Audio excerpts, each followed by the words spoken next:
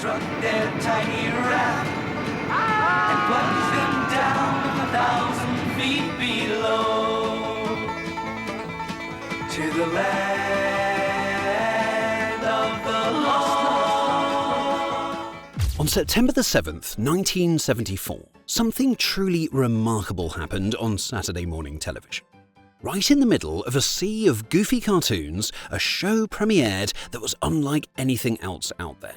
A series that took children seriously, dropping them into a world of high-concept science fiction, genuine danger, and mind-bending mystery. It was a show about a family pushed to the very edge of survival in a world that shouldn't exist. This was Land of the Lost. And for 3 seasons, it captivated a generation with its dinosaurs, its strange alien tech, and its terrifying hissing monsters. And then, just as quickly as it appeared, it was gone, leaving behind a legacy that has fascinated and puzzled fans for decades. Now, to really get the genius of Land of the Lost, you have to start with its creators, Sid and Marty Krofft. Now, the Krofft brothers had already made a name for themselves with psychedelic puppet-filled shows like HR Pufnstuf. But for their next project, they wanted something different, something more serious and much more ambitious. They pictured a story that was 1 part Swiss Family Robinson, 1 part dinosaur-filled survival epic. But to bring this world to life, they needed a true visionary. They found him in a writer who had already made his mark on one of the biggest sci-fi franchises in history, David Gerrold.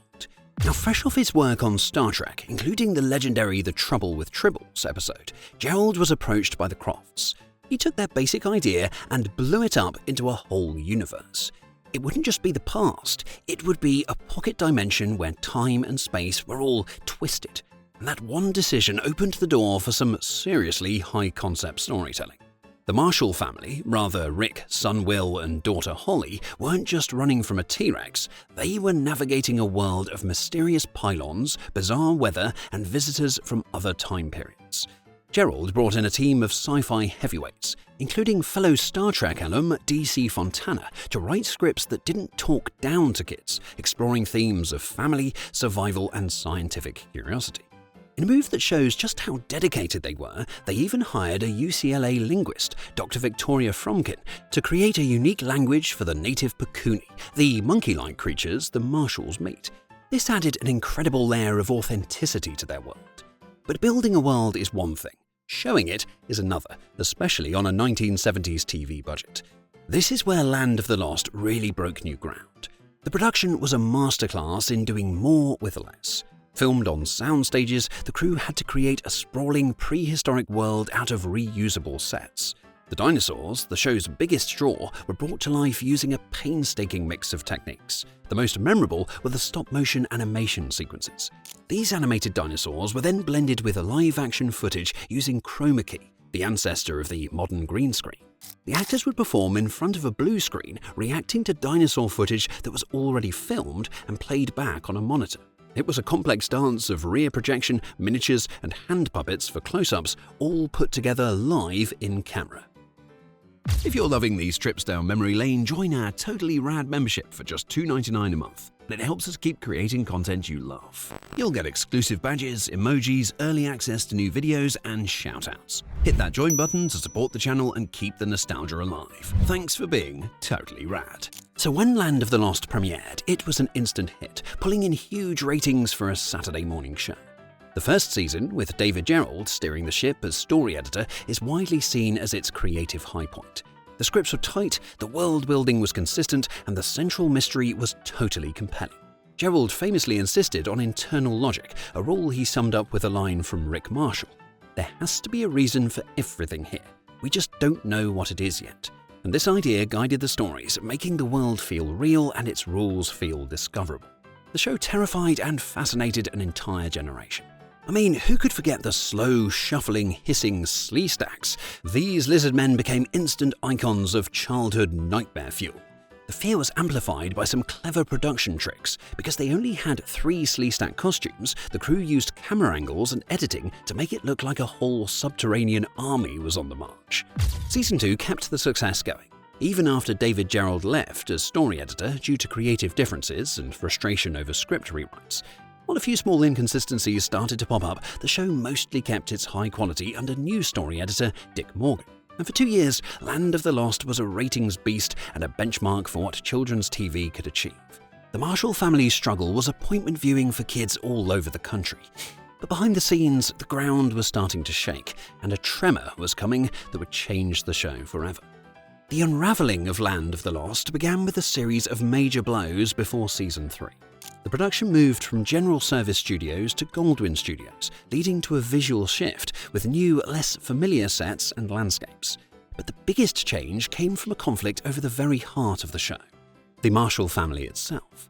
Spencer Milligan, the actor who brought the fatherly Rick Marshall to life, got into a dispute with the producers. The show was a merchandising hit, with the actors' faces on everything from lunchboxes to compasses. Milligan argued that the cast deserved to be compensated for their likenesses being used, a standard practice today, but a bold demand in the 1970s. And in a 2009 interview, he explained, "We had a difference of opinion on using my face for stuff and paying me. I thought it was only fair that everyone should get their fair share." When the producers refused, Milligan walked. The writers were left with a huge problem. How do you keep a show about a family going when the dad just disappears?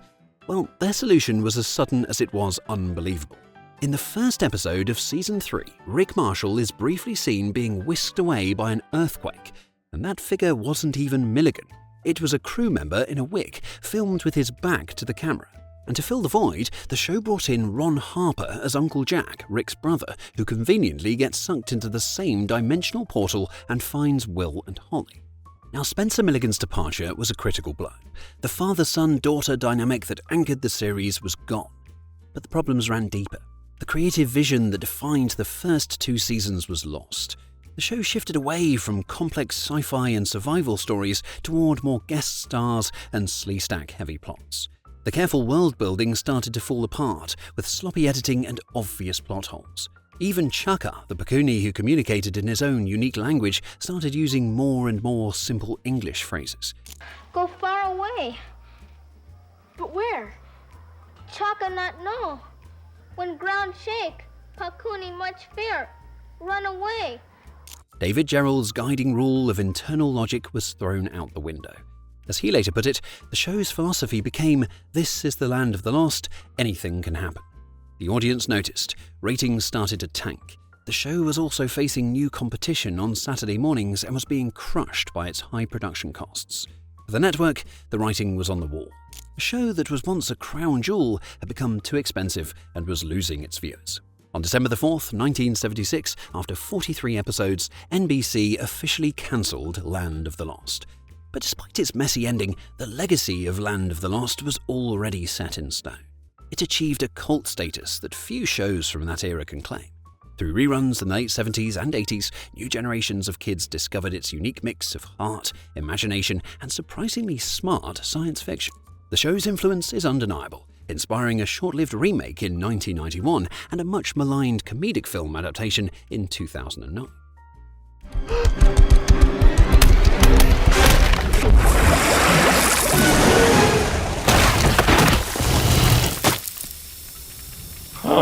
More importantly, it left a permanent mark on everyone who watched it. The shuffling walk of the Sleestaks, the haunting theme music, and the eerie, beautiful world created with stop-motion and video tricks remain iconic pieces of 70s pop culture. It proved that kids' programming didn't have to be silly or simple. It could be smart, daring, and even a little bit scary. It pushed the boundaries of what a Saturday morning show could be, both technically and narratively.